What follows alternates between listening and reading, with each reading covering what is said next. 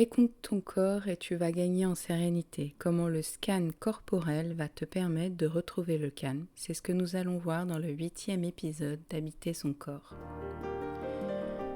Dans les précédents épisodes, en lien avec cette thématique pour les débutants, je dirais pour les débutants en méditation, nous allons vu déjà la cohérence cardiaque, puis ensuite la pleine conscience de l'instant où on est, de l'instant présent, mais par rapport à la pleine conscience de l'environnement qui nous entoure.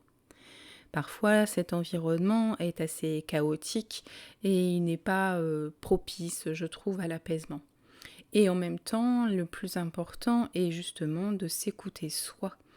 Et c'est ce que nous allons voir dans cet épisode par le scan corporel, c'est-à-dire vous allez juste écouter et ressentir ce que chaque partie du corps se manifeste, sans juger, sans, sans vouloir à tout prix faire quelque chose, juste ressentir. Car il est très important de prendre le temps d'écouter. Là, c'est de s'écouter soi, mais vous saurez, et je pense, soit vous le pratiquez, soit vous en avez besoin, d'être par moment, d'être simplement écouté. Vous avez juste besoin de parler de quelque chose, juste de l'exprimer, et vous n'avez pas besoin à ce moment-là qu'on vous trouve absolument la solution. Mais déjà, avoir une oreille d'écoute peut apporter un certain apaisement. Votre corps a exactement le même besoin, et c'est souvent ça qui peut conduire à des grandes maladies, à une fracture, parce que derrière, il y a un message qui n'a peut-être pas été écouté en amont, que vous avez insisté à vivre une situation contre vous-même, et du coup, entre les valeurs intérieures, internes, et puis ce qui a été agi, ce qui a été fait, eh bien, il y a conflit. Et du coup, le corps ne trouve pas son équilibre. En tout cas, dans la matière, cela ne trouve pas son équilibre. Et il y a manifestation, on va dire, plus forte. Souvent aussi parce que lorsqu'on n'écoute pas un premier signe simple et discret, parce qu'on n'a pas appris à s'écouter, et bien justement, à bout d'un moment, le corps finit par parler de façon plus forte. Et voilà, d'où la manifestation de choses plus importantes. Je parle de maladies, ou ça peut être tout simplement un coup, une cheville foulée. Enfin, en tout cas, ça vous handicape vraiment dans votre vie de tous les jours. Donc dans les premiers exercices, ça va être d'apprendre à s'écouter. Là, nous allons prendre le temps vraiment, un long moment d'écoute qui va nous retrouver, nous donner de l'apaisement. Mais vous pouvez aussi, justement, dans cet apprentissage, à le faire à tout moment, justement, lors d'une discussion avec quelqu'un, prendre le temps de, vite fait, juste d'écouter, de vous ressentir votre corps, votre position. Êtes-vous capable de ressentir les vêtements sur votre corps? Comment vous vous sentez assis si vous l'êtes? Ressentez-vous vos pieds? C'est un exercice, un jeu à faire pour que justement vous appreniez à vous écouter. Et juste, voilà, le temps de 30 secondes en discutant, c'est-à-dire que vous êtes capable à la fois d'entendre et d'écouter ce que la personne dit, et furtivement de ressentir comment est votre corps. Mais c'est un apprentissage, donc là, nous allons prendre le temps, vraiment, d'écouter tout notre corps. Alors, il est mieux d'être installé confortablement, du moins assis, même le dos déposé, pour n'avoir que la conscience, la pleine conscience de son corps, d'être focalisé sur les ressentis, sur ce que le corps peut avoir à nous dire. Le corps ne s'exprimera peut-être pas tout de suite parce que justement il n'a pas l'habitude d'être écouté. Donc on va déjà ressentir sa position, tout ce que la peau peut ressentir à cet instant. Et ainsi, nous allons commencer par les pieds. Prendre conscience de vos pieds, du contact au niveau du sol. Et vous allez comparer la droite et la gauche afin de mieux ressentir, de comparer pour savoir si une zone se manifeste plus que l'autre. Ainsi, vous prenez conscience de vos pieds, de vos chevilles, Progressivement, vous allez monter à la jambe droite.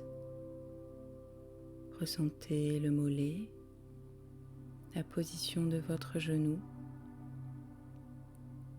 votre cuisse.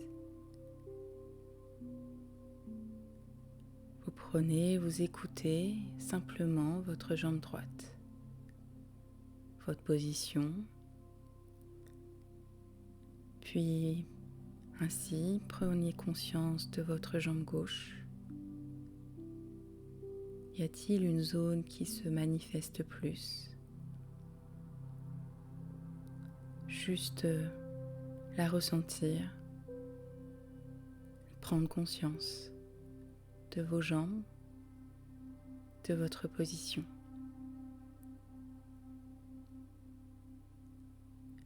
Ainsi, vous vous amenez au niveau de votre bassin. Il y a toutes les zones de contact. Ressentir la position de vos hanches. Puis le bas du ventre. Ce qui amène à scanner, à écouter tout le ventre. Prendre le temps d'identifier chaque zone du ventre. Comme le cadran d'une montre, faites le tour.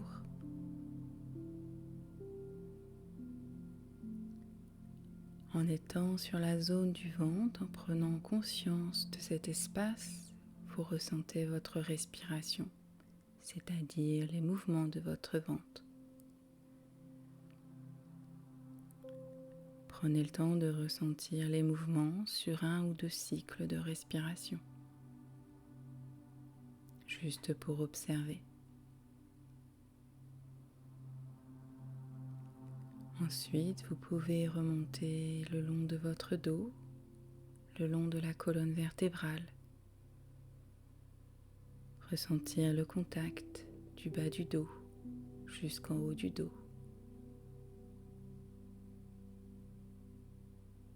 Juste identifier si des zones se manifestent plus que d'autres.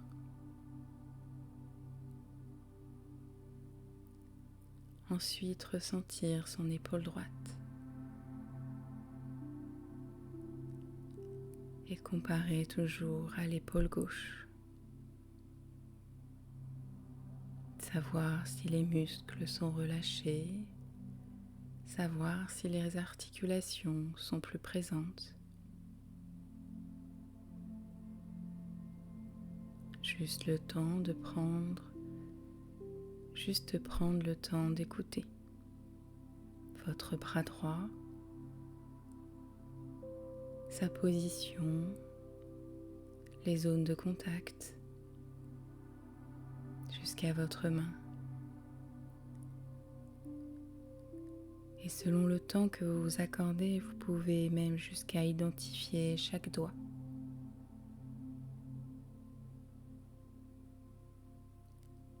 Et ainsi, après, être conscient de son bras gauche. Nous avons toujours un déséquilibre entre le côté droit et le côté gauche. La nature est ainsi faite. Maintenant, à quel point la différence se présente?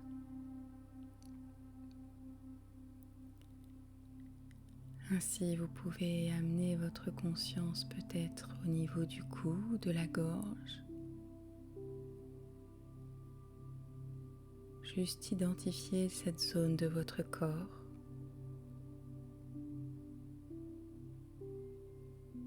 Et ainsi la mâchoire, la position de votre langue est-elle en contact avec le palais? Tout votre visage. Et prenez le temps aussi d'identifier chaque zone de votre tête. Le haut du crâne, l'arrière du crâne.